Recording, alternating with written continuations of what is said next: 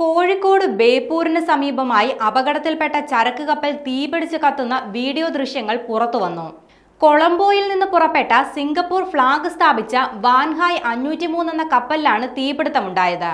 തീ നിയന്ത്രണ വിധേയമാക്കാൻ കോസ്റ്റ് ഗാർഡിന്റെയും നേവിയുടെയും കപ്പലുകൾ പുറപ്പെട്ടെങ്കിലും തീ കണ്ടെയ്നറുകൾ അടക്കം വ്യാപിക്കുകയാണ് ചെയ്യുന്നത്.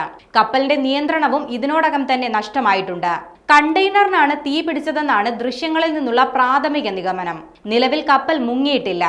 കപ്പലിനുള്ളിൽ അകപ്പെട്ട ജീവനക്കാരെ പുറത്തെത്തിക്കാനും സ്ഥലത്തെ മലിനീകരണം തടയാനും കപ്പൽ മുങ്ങിപ്പോകാതിരിക്കാനുമുള്ള 3 കാര്യങ്ങളിലാണ് ഓപ്പറേഷൻ നടക്കുന്നത്. എഞ്ചിൻ റൂം, ഫ്യുവൽ ടാങ്ക് എന്നിവയിലേക്ക് തീ പടരാതിരിക്കലാണ് ഏറെ നിർണായകമായിട്ടുള്ളത്. കപ്പലിലെ കണ്ടെയ്നറുകൾ പൊട്ടിത്തെറിച്ച് കടലിൽ വീണിട്ടുണ്ടെന്നാണ് പ്രാഥമിക വിവരം. അപ്പർ ഡെക്കിലെ കണ്ടെയ്നറുകൾക്കാണ് തീ പിടിച്ചത്. കണ്ടെയ്നറുകൾക്കുള്ളിൽ അപകടകരവും വിഷാംശമുള്ളതുമായ വസ്തുക്കളാണെന്ന് സ്ഥിരീകരിക്കാനാവാത്ത വിവരങ്ങളും പുറത്തുവരുന്നുണ്ട്. അപകടം നടക്കുന്ന സമയത്ത് കപ്പലിൽ 22 ജീവനക്കാരാണ് ഉണ്ടായിരുന്നത്.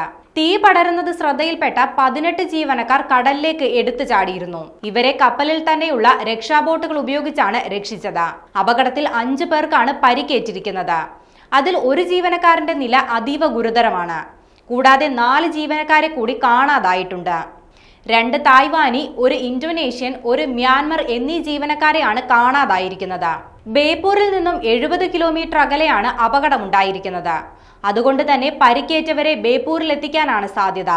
ഇതുമായി ബന്ധപ്പെട്ട അറിയിപ്പ് ബേപ്പൂർ പോർട്ട് ഓഫീസർക്ക് ലഭിച്ചു. വലിയ കപ്പലുകൾ തുറമുഖത്തേക്ക് എത്തിക്കാൻ സാധിക്കില്ല. പുറം കടലിൽ പോയി പരിക്കേറ്റവരെ തീരത്തേക്ക് എത്തിക്കാനായി 2 ടാഗ് ബോട്ടുകൾ ഇതിനോടകം തന്നെ സജ്ജമാക്കിയിട്ടുണ്ട്.